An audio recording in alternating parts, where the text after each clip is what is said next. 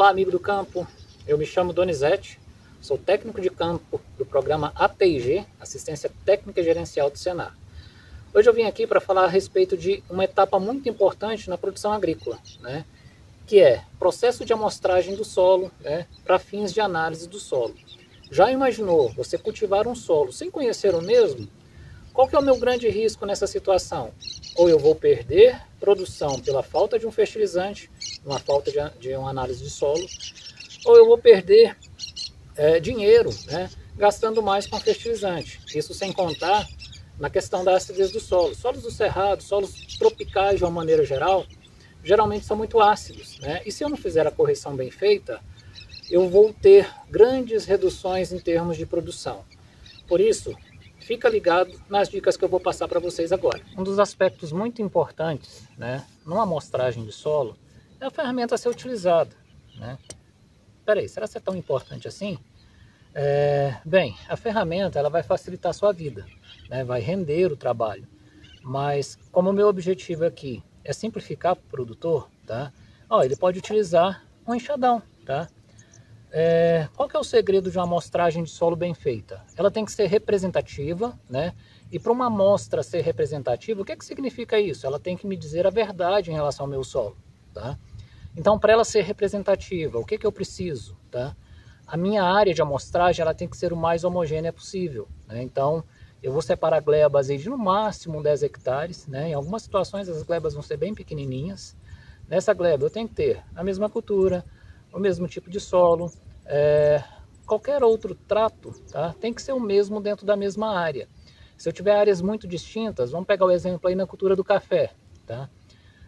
Se eu tenho uma área aí de 5 hectares, mas com 2 hectares e meio de um café de 2 anos e 2 hectares e meio de um café aí de 5 anos, são duas amostragens totalmente diferentes. Por quê? Não são áreas homogêneas, tá?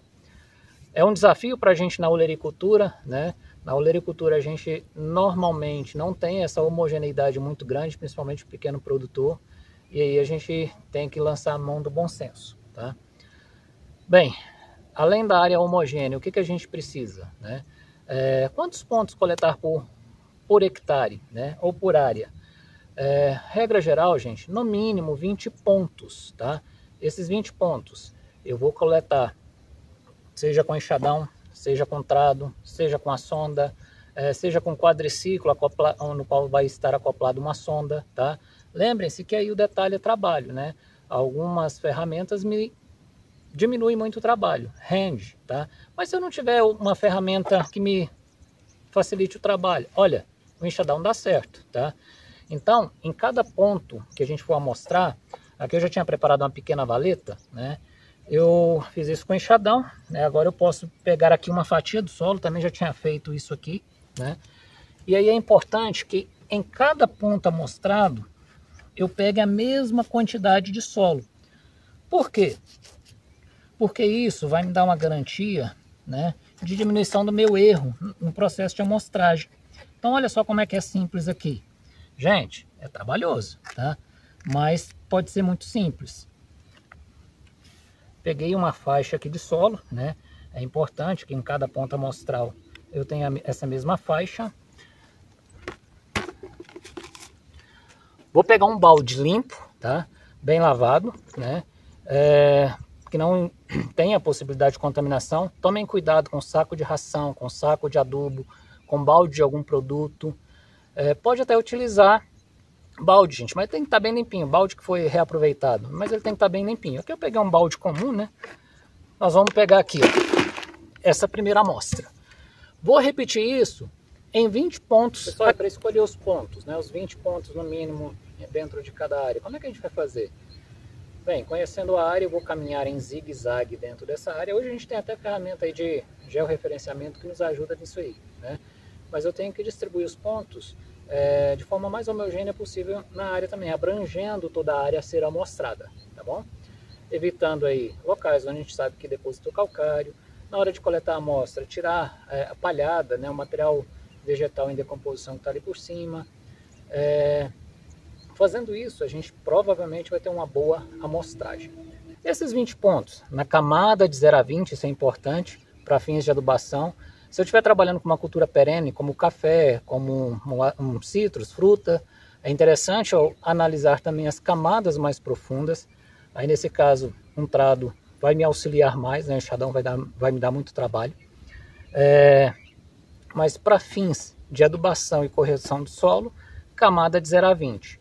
Para fins de gessagem, pensando em sistema articular descer mais, aí eu vou analisar camadas de 20 a 40, até 40 por 60, ok? Vou misturar tudo isso aqui num balde, né? Depois de misturado todas essas 20 pontos que eu coletei na minha área, tem muito laboratório que até já te fornece o saquinho pronto, né? Então dessas 20 amostras, coloquei no balde, misturei bem, bastante. Vou pegar mais ou menos aí uns 300 a 500 gramas de solo, colocar nesse saquinho, identificar tudo, né? Proprietário, propriedade, município, a cultura, o número da amostra, profundidade da amostra e mandar para o meu laboratório de confiança. Depois de um tempo a minha análise vai chegar e aí eu vou fazer o cálculo da calagem de uma maneira muito precisa. Vou fazer o cálculo de adubação de uma maneira muito precisa, evitando aqueles problemas que eu falei lá no começo. Ou gastar dinheiro de menos, né, na adubação, achando que estou economizando e precisando jogar mais, com isso a minha produção vai ser menor, ou gastando mais porque eu podia jogar menos, né? Então, isso é o bacana aqui, ó, da amostragem de solo, da análise de solo, com assistência técnica gerencial. Na assistência técnica gerencial, o que a gente quer? Casar técnica com gerencial. A amostragem, ela se encaixa nos dois, tanto na técnica como no gerencial. Ou eu vou produzir mais, porque eu fiz uma boa análise de solo, ou vou gastar menos, porque eu gastei menos fertilizante em função da análise que eu fiz. Pessoal, encerrando aqui, não se esqueça, né, o Senar sempre está pronto para te ajudar.